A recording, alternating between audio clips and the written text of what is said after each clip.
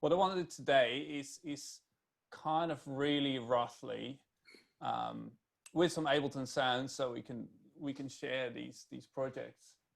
Kind of set up like a chord progression and maybe see how a bass line can fit into that, and see how you could write a lead that fits into that.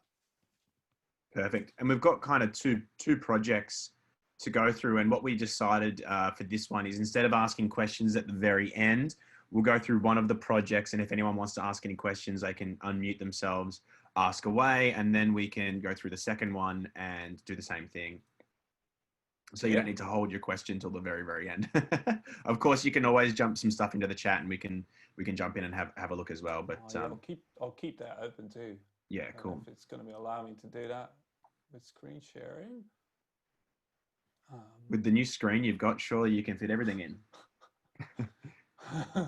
Oh, what? Oh, no, you're even small. Oh, here we go.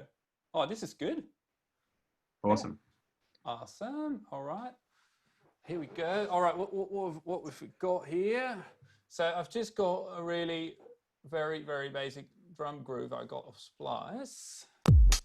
So nothing too exciting here. Banger. Sign it. Banger. Sign it to Hot Sunday Records. We're done. Well, oh, that's de-essing like a crazy guy. Okay, cool.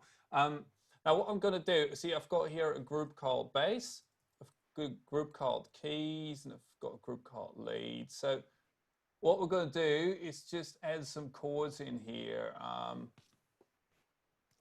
And I'll kind of, can you still see my keys? Yeah. So I'll just kind of play them as you would maybe make them. So let's if you go into gallery view, you're able to see the little keys. Oh yeah, that's a good point. If anyone wants to jump on there. I'm playing something in here. I'll record something in. Let's see what comes out.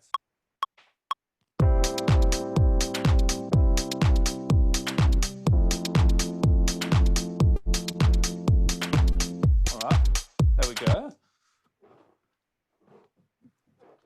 Oh, maybe something good to show. Now it looks like it's gone, right? My first chord. If I go into here, you can still see that this is actually what I'll play. So we can just go back. Yeah, you can record over and over and over on the same loop. You don't have to, if you record over, it doesn't disappear. It just gets saved in the same MIDI. Same with recording in samples and stuff like that, or recording straight in audio. No, I think what I played is, oh yeah, okay, cool. So I'll just for the sake of this exercise, I'll kind of just make this. You might, like, if you start with something, it might look like this, right?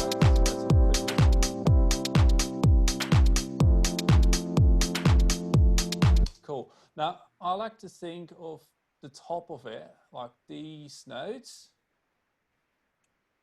as kind of the chord. We could leave the bottom in, but we don't necessarily need to do that bottom. That's what we're going to move to the bass. So let's do that.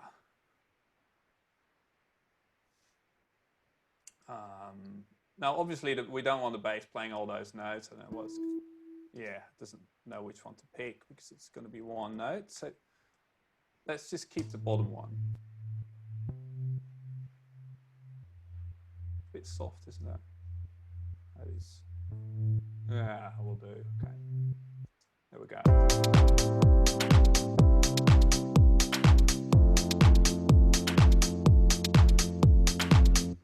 Works together, right? Perfect. Yeah. Now, something that you sometimes can do, and this is going to kind of depend a little bit. Now, we don't really need this note here, but sometimes it can be nice to have it. So we could leave that out as well.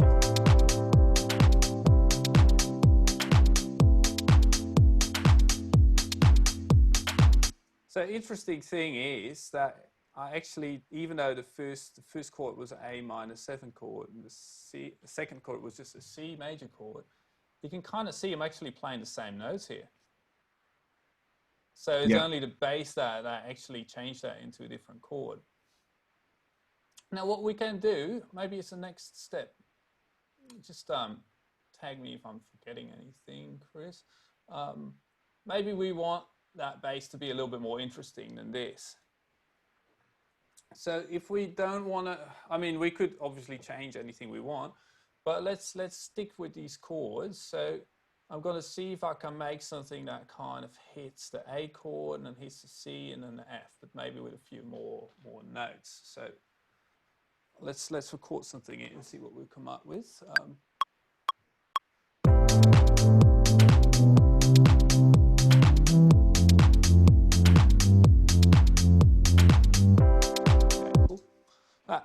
So if you're grabbing MIDI off like I don't know, like an online site, if you're not like a piano player and you're like kind of outsourcing auto chords or something, and you throw the chords in, you can pretty much use this as a guide to just grab the bass note of that chord to sort of use as a guide to use as the bass line, basically.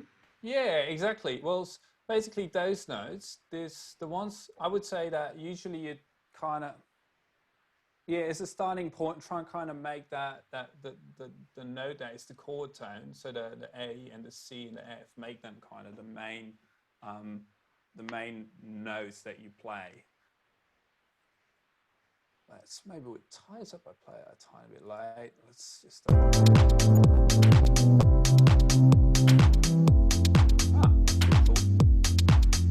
I know one thing that helps me. Yeah. Because I'm not like a piano player. I'm not amazing. I always chuck like in the scale. I get like the minor C minor thing and chuck that to like, say, if we're working in C minor, I'll leave it on C minor. So when I play something in, I can't hit the wrong note. It like auto transposes it to. Not a bad idea. We sometimes use that on like if you kind of create like random MIDI, that can be super handy as well. 303s and sequences and stuff we've used. Exactly. Now something we could do as well, if we want to have like maybe we'll chuck these chords we had, we put them on a pad, and we kind of add in. We could play those chords maybe a bit more rhythmically or something. So let's see if we can kind of add a little bit of extra stuff to the Rhodes part here.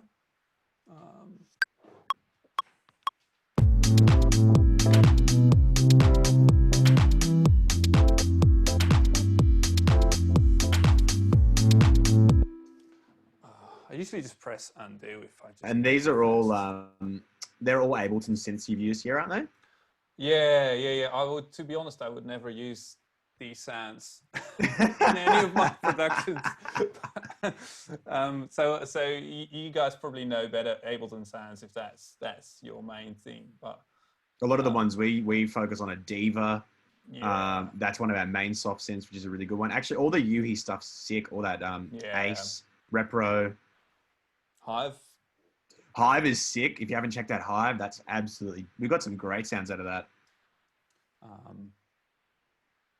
M1, Korg M1's good. Let's play what we've got so far. So in terms of the chords I've played here, so the notes are actually, I did a little slide.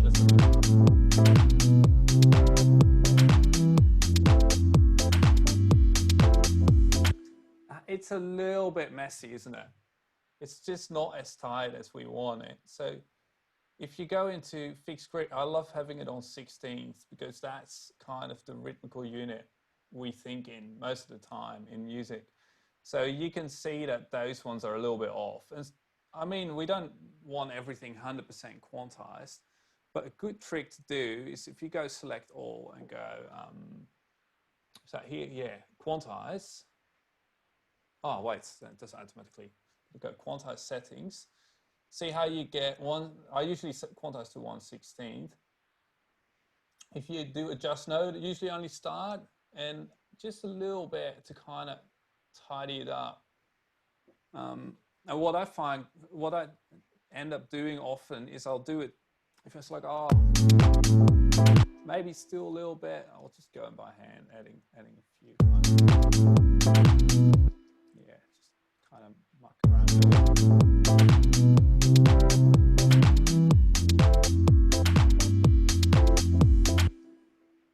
Actually, while we're at this, Chris, I'll just keep showing a few tricks. Yep. Yeah, so just for a little sideline, this is probably one of my most used in terms of working with MIDI. This thing I use all the time, Velocity. So it lives in MIDI effects, Velocity, because you can basically, rather than compressing the sound, you can control what velocity you're sending in. So if we want to smash it,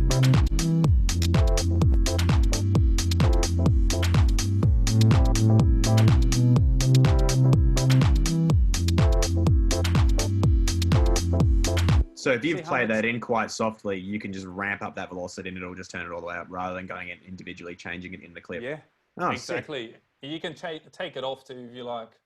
I guess that's the great thing as well. Good. Any questions so far, guys, before I jump across to maybe adding some leads or something to it? Do you want to maybe throw that little C minor scale thing on the bass and just show people how they can like, it's a pretty cool little beginner thing. Maybe that could be a vibe. Yeah, cool. Or it's just in MIDI effects, right? Yeah, it's just a MIDI effects. Why don't we make another bass track? Yeah. And just go and play some wrong notes on purpose. I find it good if I'm just like in an airport trying to write music as well, and it's like I'm just using the keyboard on my laptop to sort of plug in. So it's just MIDI effects in scale. I might ask a question if that's all right. Yeah, go for it. Yeah, go for it. So basically, as being not a piano player as well, I usually draw the chords in, so they're all usually at the velocity of 100 normally, so they're all pretty even, and then I'll go through and select like various notes, usually different ones, and then change the velocity. But do you find playing as a piano player, there is a certain few notes that are always played softer? Like, is there, like say in a chord, which ones should you actually turn down more rather than the others? Is it usually the middle notes, like is it the thirds, or is it the bass notes? Really good question. What I've been trained to do as a piano player is to bring out melody notes. So usually when you play a chord, you can kind of think of the top note as the melody. So I'll bring out instinctively, I'll bring out the top, and also I know it sounds good if you bring out the bottom. So you can kind of think of it as a bit of a sloped curve. Now, if we go into here, I don't know if I've done that. Let's find out. I've been quite sloppy here. Yeah, I've played the bass in a little lighter. But I'll usually those top notes, as you can see, they're pretty bright. I'll usually play them a bit louder. Then again, it's the fact you're asking that is great. It's kind of up to you what you want to bring out, really. Yep, cool. Thanks for that. Good. Always judge by ear, I guess, as well. Yeah, if you want to kind of going a little bit deeper into this, you can kind of think of a sequence of stuff as a phrase, right? So if you play a sequence of chords, it's always a musical phrase.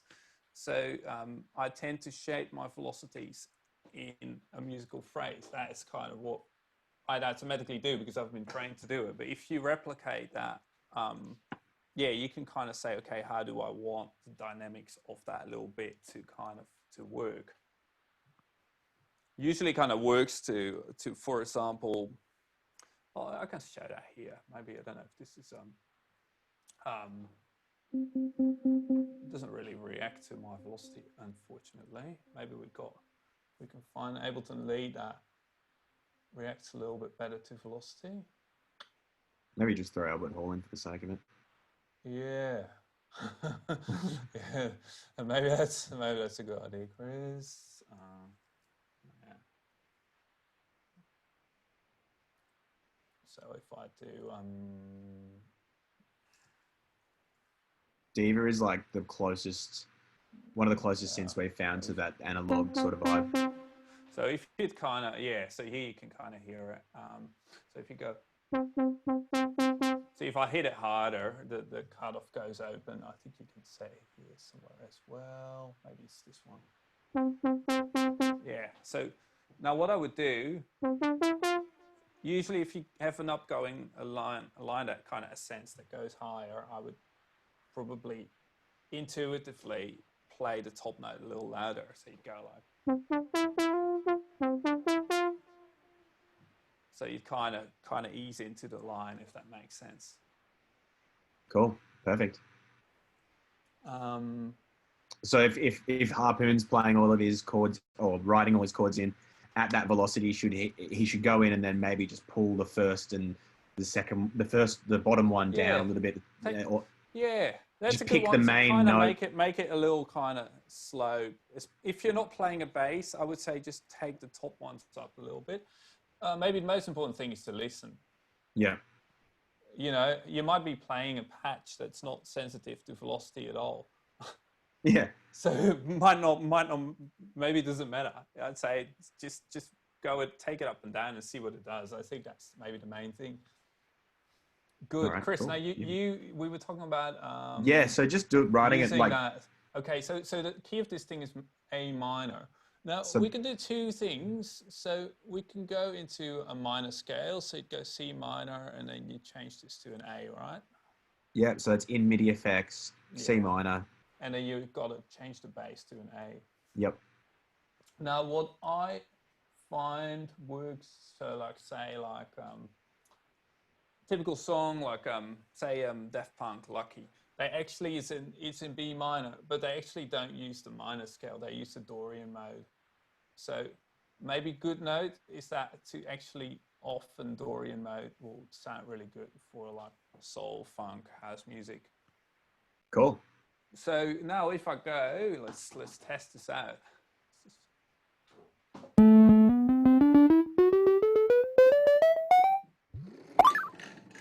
Yeah, I can play whatever I want and it's going to sound good. Right? Which is great for people like me. Good. But we've still got to play those chords. Yeah. I mean, I can play some random notes and it might be interesting too, but I would say you kind of, if you want to support a chord progression, then you still want to kind of hit those notes. But yeah, if we do something like, I don't know. Oh, what am I doing? What's going on? Maybe a little lower.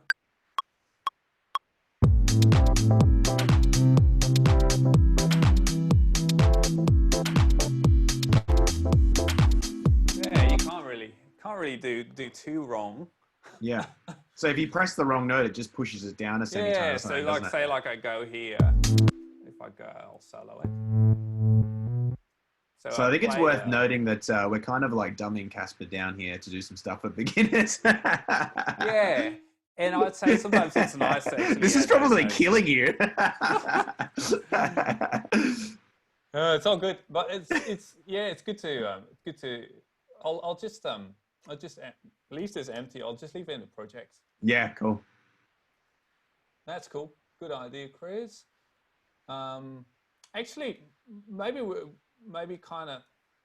Yeah, you could use that kind of trick for anything, even if you're playing chords. I guess it's not such a bad idea. How does the MIDI show up? Is it? Oh no, it still shows the notes. See? Yep. Oh, that's annoying. Good. Now maybe just to kind of tidy this up. So what we can do with this lead, kind of, you don't have to do it. You can also do something that kind of contradicts the chords a little bit. But if you want to have something that's really tidy together, we actually use the same notes that we have already got in those chords. So let's just try this out. Right, those were the original chords. And I'm just going to keep one. I don't know. Let's just do something. Let's get rid of, I don't know, maybe something like... And it's just you this? pressing 0 to deactivate them. Oh, yeah. And it's better to deactivate rather than delete, because if you want to go back and change something, you can. Yeah, exactly. Well, let's have a listen what this sounds like.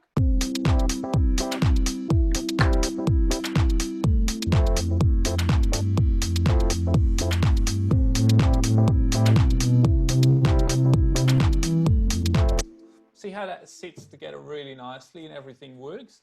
So we could kind of do something like what we did before as well, and kind of write some, you could write like a little node leading to that one in, and then you could, I don't know, do a little lead into that node. Kind of, you could center your melody around that. So maybe I could kind of just show what I would do with that. What do you Yep. reckon, Chris? Yeah, sweet.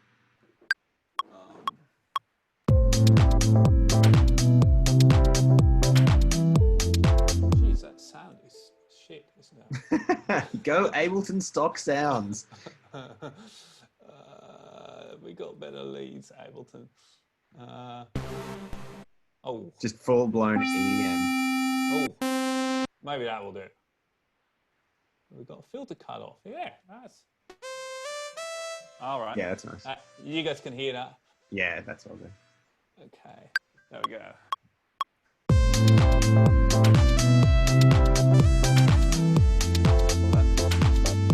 So I'm kind of trying to hit those notes now, right? So see how that's pretty interesting. I'll just kind of play a little bit more. Yeah, See sure. what comes up.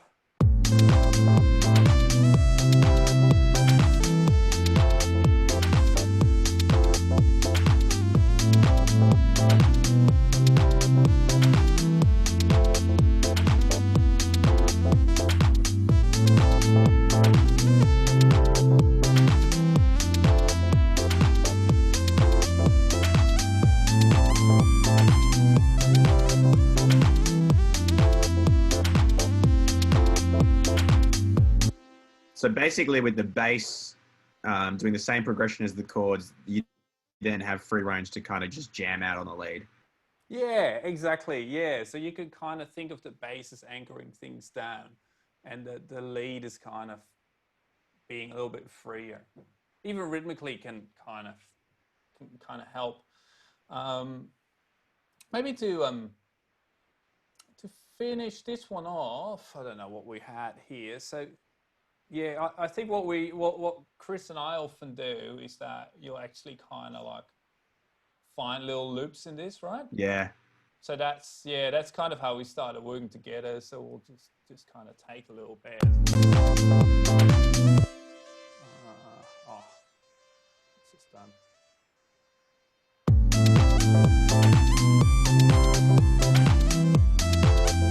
I don't know. Yeah, I think like so if you look at, I might put this in the link in the comments as well, Yeah. like in the description. Can't buy this if you go back and listen to that Color Castle track and you listen to the Rhodes melody that drops on that. Like I think we made that track in an hour, and then the next week you came into the studio and you're like, "Did I write that?" Because you wrote so much. It's like 8 minutes of you jamming, and I just grabbed that one bit for that loop, and it just worked. So yeah, it's really cool to just quickly run through what you've done, especially if it's like 3 minutes worth of jamming. Now, what maybe to what I want to show here, actually, I just kind of came across it, started playing. See those 5 notes? So that's C, D, E, G, A. That is, we call those notes together a pentatonic scale. Actually, I saw one in our scales that we had, and the other one as well. So you could kind of use a similar trick. So in this case, this would be an A minor pentatonic scale. And those pentatonic scales are great for improvising. All the notes work together.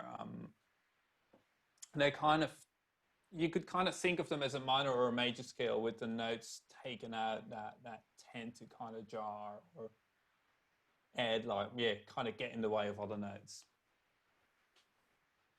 Awesome. Cool. Yeah. Shoot me some questions, guys. I think I don't know. I might release this tomorrow. I guess maybe what some people might want to know is a bit more about, well, the Dorian scale you use is a mode, right? So using a Dorian scale in like D minor, how is that still in the same key? You're only using, maybe you explain that a little bit. Okay. Or is that going to be like 2 hours of music theory? No, not necessarily. So not necessarily. If you've got a scale, I just don't really know if I'm talking like complete gibberish to some people, or if it's like, I'd say that the Dorian scale and the minor scale have 6 notes in common and one that is different. So whereas, if I'd shown them on the keyboard here, let's just little roads. So this would be, that would be a minor scale. Now this note. I think if you stop sharing the Ableton screen, the That will. keys, yeah. It's a bit. Yep. A little bit. Here we go.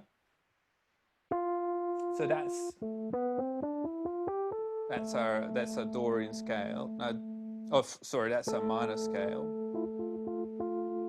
Now, if we take that note and raise it to an F sharp,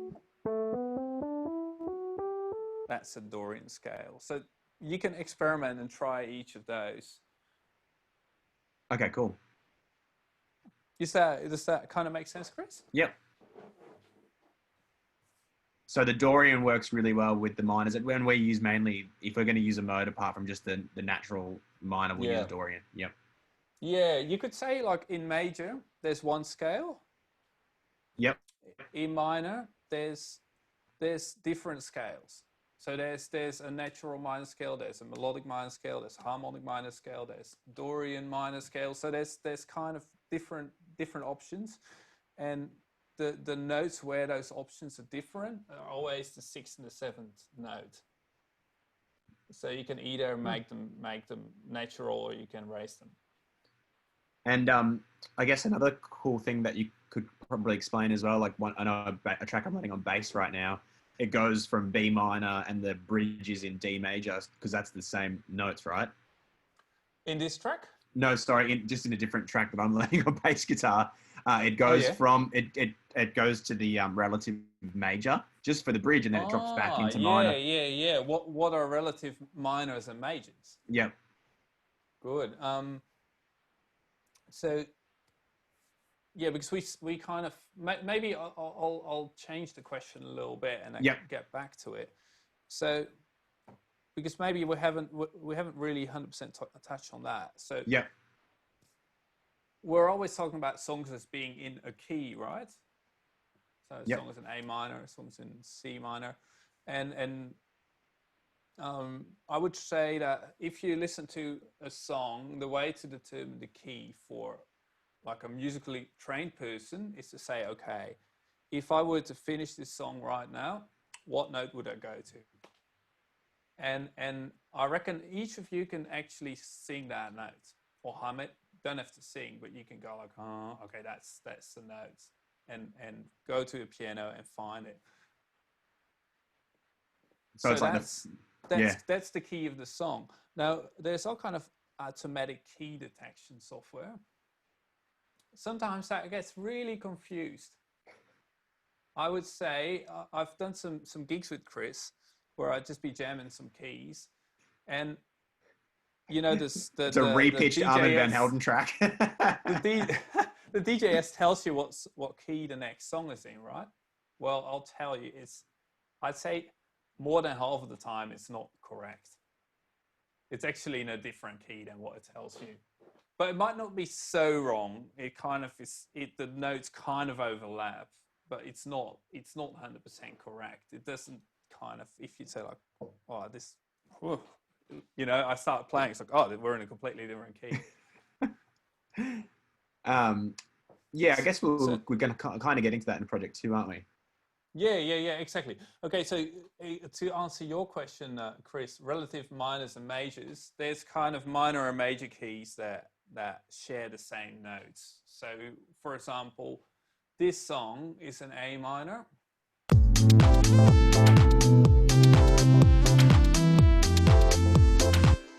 But it goes through an A minor chord, then this is a C major chord, and this is an F major chord.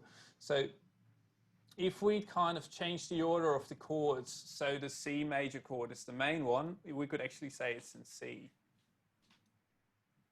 So C major is the relative minor to A minor. Exactly. So it's kind of just a different kind of view of the palette, if that makes sense. Probably if I did something like this, right? If I just... Do you want to share the screen again? Oh, yeah. Thanks for that. Do this one. Yeah, so if I take this and maybe just swap like the first 2 bars or something, I reckon that will kind of sound like we're certainly in C major.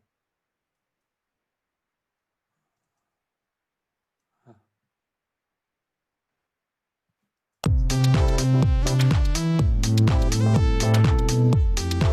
Sounds like we're in a different key, right?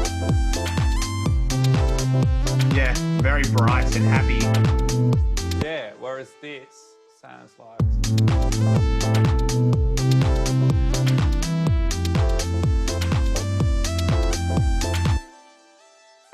Sounds minor, right? I think 90% of the house tracks are actually in minor. Yeah, I've never learned a major key, and I never will. Actually, we're here. I could even make this like we'll jump to the next project in 2 seconds. I could even make this track sound like it's an F. So if we take those two, okay.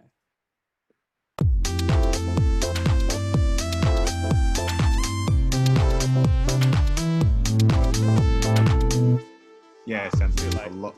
Keys, but so that's kind of the weird thing about keys, is that they're not completely separate from each other.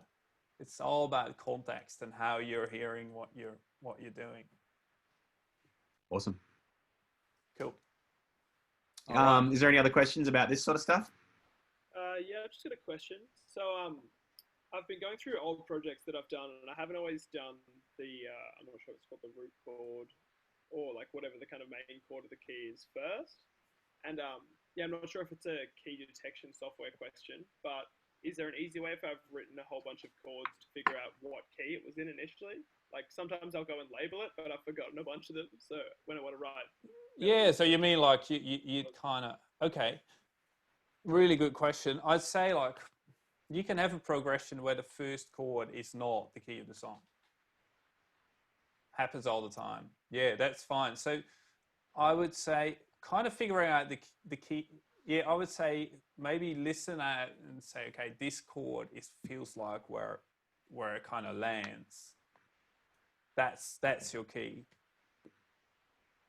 So you might have like 3 chords or something, and maybe on the 3rd chord it kind of lands. Does that make sense? Yeah.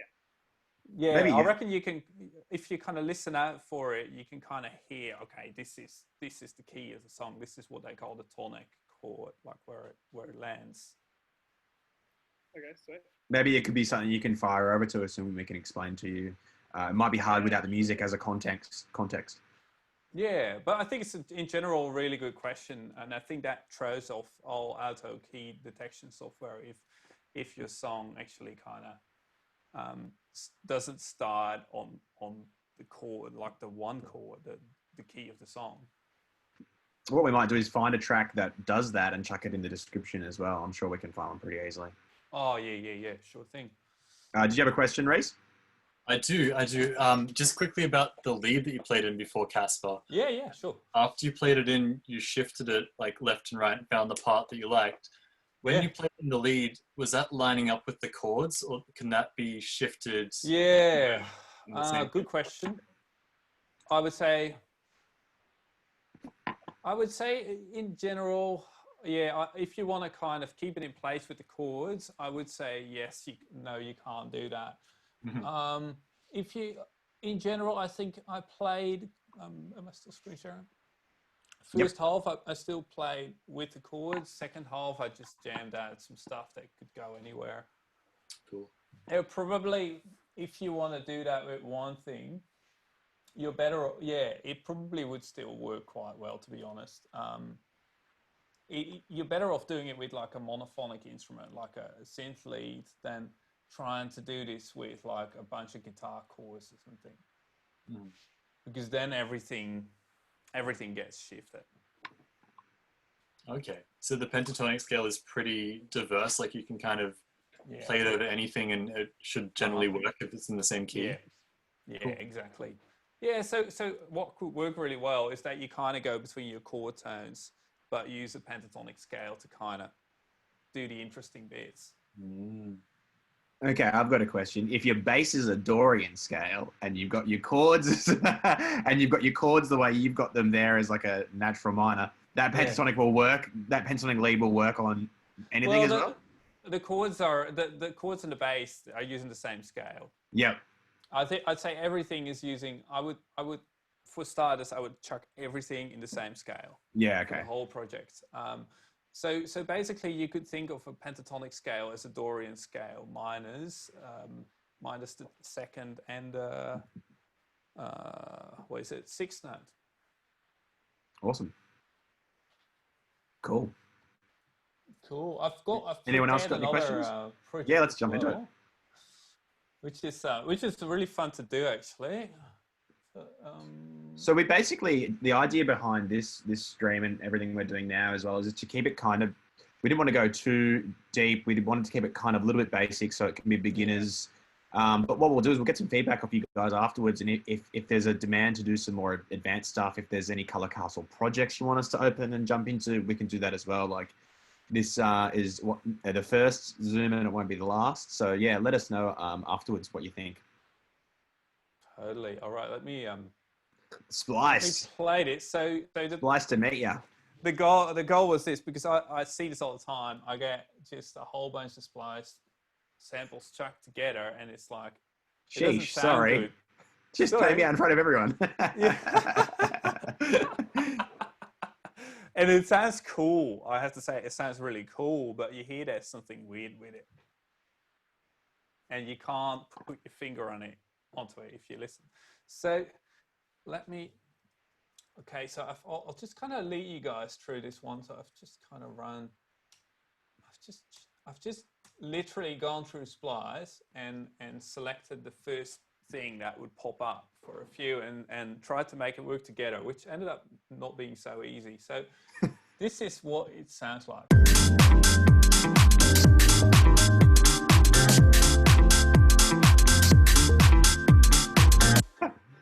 Yeah, sounds shit. It sounds groovy, right? But it sounds pretty bad.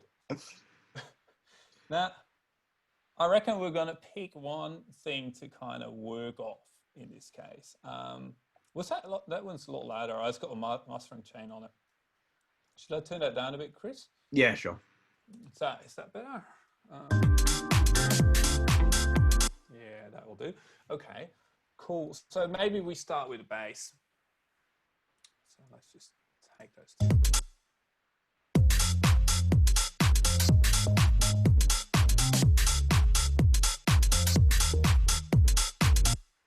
Now, I would love to know what this was called. Can we find that out?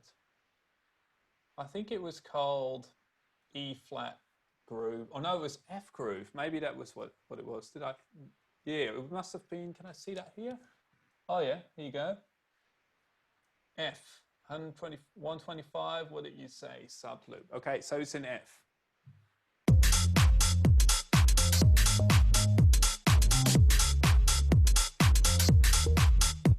And you've got the tuner on there. Exactly. So Chris and I would I'd say with my musical training is all about hearing things. So if I hear this, as long as I know the key, I'll know what he's playing. I could chuck that on and I can usually kind of replicate that pretty much straight away. But I understand that we've kind of might need some little tricks here to help with that. Because I think the key in making this sound good, if we like this bass line, is to know what notes he's actually playing. So we could chuck a tuner on. Works pretty well. Just an Ableton device. F, A flat, C sharp, and E flat. That works. Another great way to do it, and I've already done it here, is right click and go convert melody to new MIDI track. There you go. So made another one. I think they're the same. Yeah, so if we go in here, we can also see that. F, F. So the tuner says A flat and this says G sharp. That's the same note. And the same here. I would think of that as a D flat, but it says C sharp. So that's just whatever whatever it is, so it's more convenient. Cool. I think this is just the same, isn't it? Did I change this? Nah. We could probably just leave that in for whatever it is. We'll play, it doesn't sound too bad actually.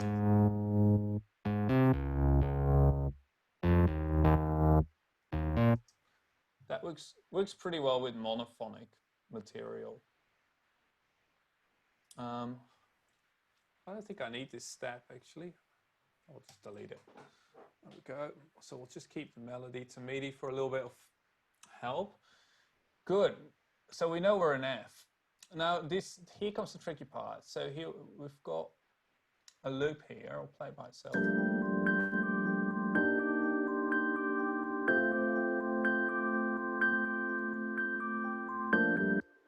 So it kind of runs through 3 chords, right? So if we try, okay, so what key is this in? Let's, I'm going to try a few other things that you might kind of think like, oh, maybe that would work.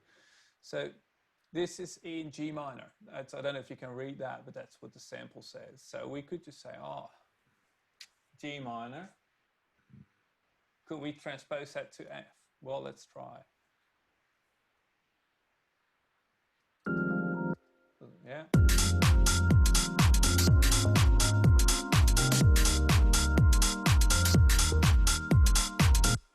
Actually, it doesn't sound too bad, but it's kind of sounds like the first one sounds great, right? And then the second one's there.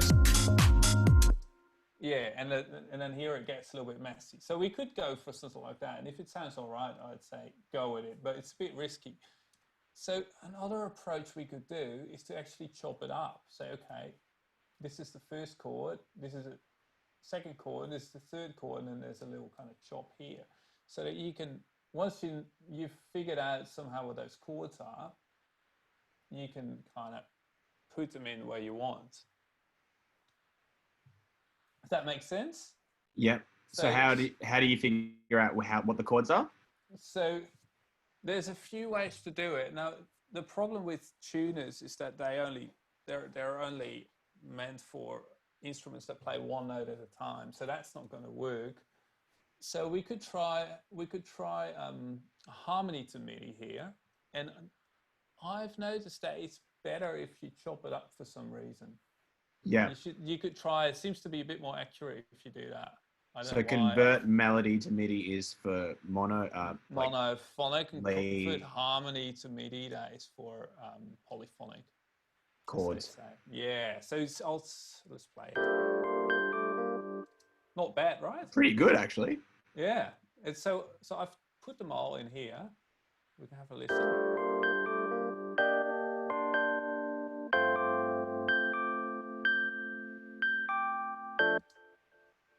It's not bad at all, I would say. It's kind of, at least it sounds like it. So this one, geez, there's a lot of notes, is there?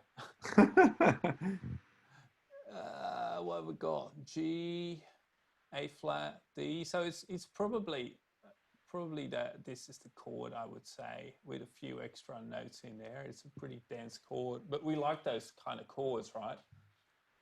So that's part of the problem, is that we kind of like that kind of really rich R&B jazz chord sounds when they're often super dense with a lot of notes in them. So this is some kind of G minor chord with some chord extensions and stuff in there that we really like. So I've just named that G minor. So in fact, right? So now a second one. There was an F sharp in here, which was, I took it out. I just sounded wrong. See? So if you're convert to harmony and you can quite clearly hear that it's picked a note that's wrong, you can just deactivate it. Yeah, of course. Yeah, just get it out there. I already did that, so that's what you give me.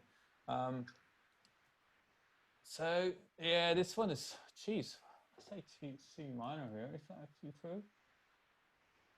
So you see, it's not easy, but it's doable.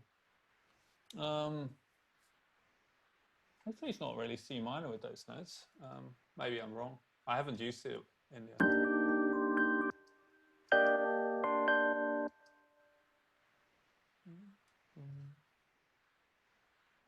Yeah, maybe I'm wrong here actually. That kind of looks like another G minor to me. Yep. So maybe we'll rename that. And the last one is the interesting one because those first two ones are kind of similar. That's obviously a very different quality to it. And that lowest note, we don't really hear it so loud. See, it doesn't stand out like it does here. So if I'm kind of tempted to delete that too. That sounds way closer to me. Sounds way closer to me. So then we end up with an F chord. A, C, and F. So that together makes an F chord. So we've kind of still got to know a little bit about our harmony to what you can do and see if you can use this. Now, it works really well. So if I use this as an F chord, I've chucked it together here. So I've gone G minor,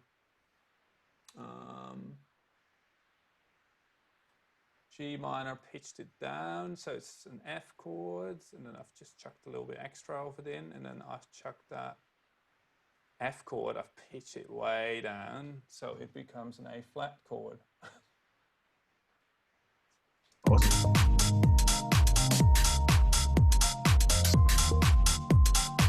So I reckon it's a bit a matter of kind of being creative, chucking those chords together, pitching them up and down, trying. And so you wanted an is it an A flat chord? You changed that to, and you wanted that at the second. Why did you want the A flat there?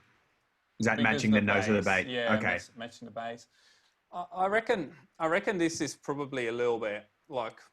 I mean, I can do this because I'm no quite advanced harmony, so it's actually bloody tricky. Like this took me a little bit of time to do as well.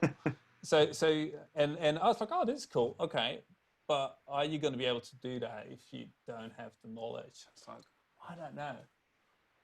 You're probably better off finding the right sounds and the right chords and progressions initially rather than reverse engineering it like this kind of thing. It can be done. But it can be done, and the result is cool. I think the main thing to take away from this is that you don't have to use a splice progression as a whole, but you can chop things out.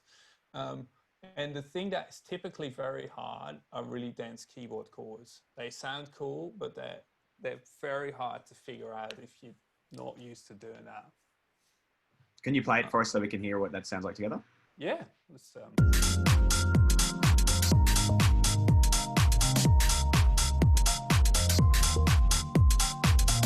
and maybe just compare it to that splice lip, the initial splice lip with no changes.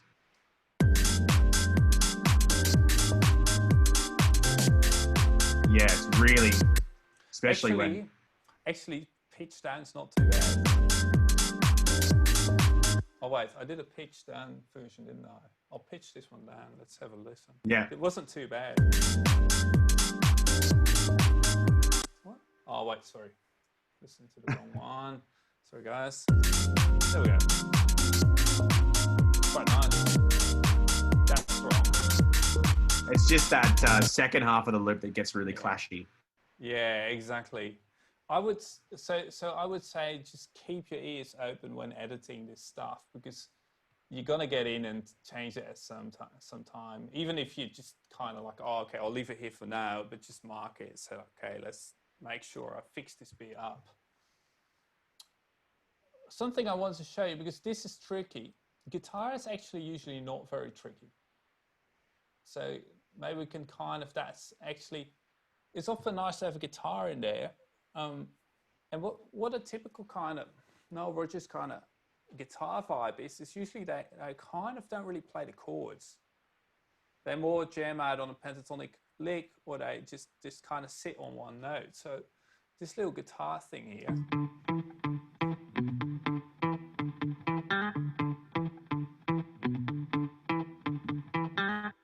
Just kind of sits on two notes, and then it's got like little fiddly bits in the middle, right? So if we, now this is in D, so if we pitch that up to F, yeah, 3 up, we get this. I'll play with the track.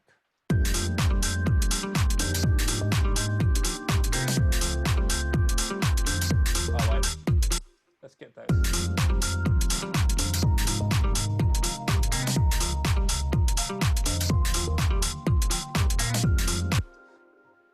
So it's kind of, what I would do here is just take all those little weird fills out. So if you just keep this, I think you can literally do this. You can literally just take this bit and just do that. Just play the right track.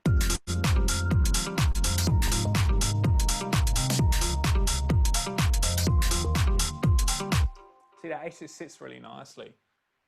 It's kind of fun. I've got to find those notes that don't clash, that don't sound weird. Yeah, awesome. So basically, yeah, I guess like when you're doing stuff with Splice and using all those samples, sometimes it's just easier to delete the stuff that clearly clashes. Yes. And just find something else that will fit in. I guess like a lot of people are throwing vocals in, chords, and they're getting like, yeah, a guitar from one pack and chords from another and all that sort of thing. And it just becomes a bit of a mess. Yeah, it becomes a bit of a mess. It becomes kind of really hard to hear where you actually want to go with it. But you always use the bass to sort of root the track and choose the bass and base everything around the bass note, the bass progression. Absolutely. Bass is king. Yeah, the bass, everything comes from the bass. To be honest, if I like figuring stuff out by ear, like I'll do that for gigs and things. First thing I'll listen to is the bass. Yeah. Like if the bass plays an A, it's probably going to be an A chord. Yeah.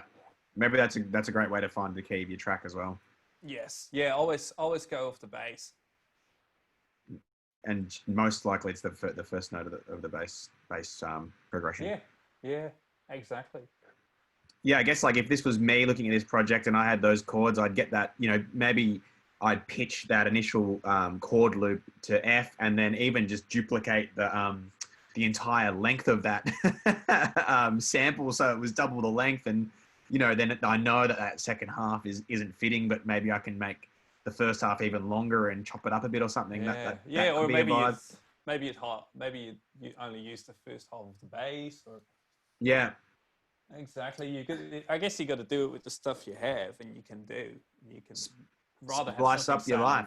Yeah. Has anyone got any questions for this sort of stuff? Anyone having any troubles with putting stuff together, using different samples, and they can't really get stuff sounding right? Does this make a lot of sense to everyone? Any questions? We need a tumbleweed. It makes a lot of sense. It's a really good way of putting together ideas. And I think myself and everyone else is pretty good at making loops like this. But how do you go about making like a B part to this? So like if this is your A loop, how do you make like a B part, like a bit of variety through the track after you make this really cool loop? Well, you could go. I mean, what I do is I would play all these parts in. Yeah. So that's what I would do. So I would just jam out. I guess you've got a few options for a B part. Like for different parts, you could stay on one chord for a while. Mm-hmm. You could use like a technique called pedal point, which was great. So if we do like kind of stay on the same bass note but have the harmony moving, as long as there's no kind of conflicting notes in the Rhodes part here, that's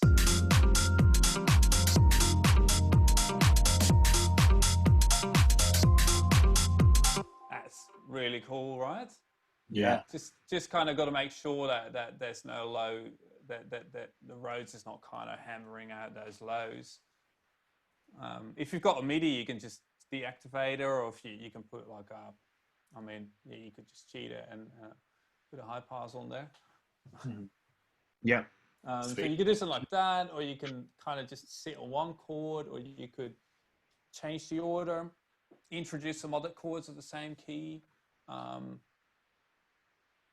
Yeah, I'd say that that's kind of what I would do normally speaking. Like if you don't want to, yeah, if you don't usually change key in a track like this. Yeah, Change there's not much house music. instrumentations. Well, if there's a few house tracks that are just kind of completely atonal. They just, and it works too. Like, Did I love you that. listen to much house music before we started working together? Yeah, I actually knew more than you would think.